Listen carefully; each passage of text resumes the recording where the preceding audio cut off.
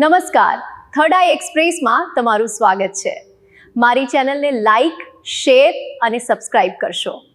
તળાજા પંથકમાં કમોસમી વરસાદ અને મિની વાવાઝોડાના કારણે કેળના પાકને મોટા પાયે નુકસાન।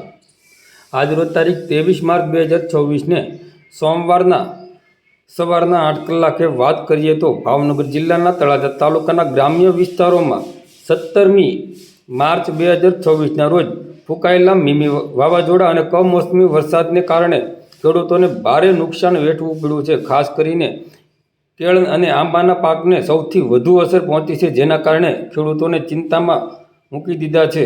વાત કરીએ તો સોસિયા ગામના કેળ પકવતા સુરપાલસિંહે જણાવ્યું હતું કે મિની વાવાઝોડાના કારણે કેળનો પાક સંપૂર્ણપણે નાશ પામ્યો છે અને કેળના છોડ પણ ભાંગી ગયા છે। હાલ સરકાર તરફથી સહાય આપવામાં આવે તેવું ખેડૂતો ઈચ્છી રહ્યા છે। આવી સ્થિતિ તાલુકાના અન્ય ખેડૂતોની પણ છે, જ્યાં કેળ જમીન પર પડી જતા આવકમાં ભારે ઘટાડો થયો છે। હાલ ખેડૂતો દ્વારા સરકાર પાસે તાત્કાલિક સર્વે કરી યોગ્ય વળતર ચૂકવવાની માંગ કરવામાં આવી રહી છે।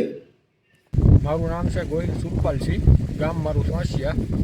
આ વર્ષમાં અમારે ગઈકાલે 19 તારીખે વાવાઝોડાનું રાત્રિના સમયે વાવાઝોડું આવ્યું।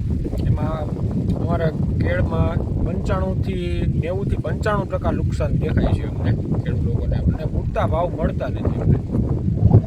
જેમ કે બીજા ગમે એ મોલ હોય છે એમાં ખેડૂત આંબા અને કેળ અને પોપૈયા ખાસ કરીને એ ફળોમાં અમને ઝાઝામાં ઝાઝું નુકસાન થયેલું છે।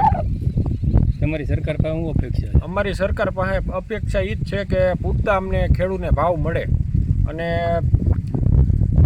બીજી વાત એ છે કે આ નુકસાનીમાં અમને કાંઈક સરકાર આમાંથી ઊભા કરે એવી અમારી માંગ છે ખેડૂતની, કે અમને થોડીક સહાય આપે તો ખેડૂત બીજી વાર અમારું બીજો મોલ ગમે ઊભો કરી શકે એવી હાલત અમારી છે નહીં અત્યારમાં।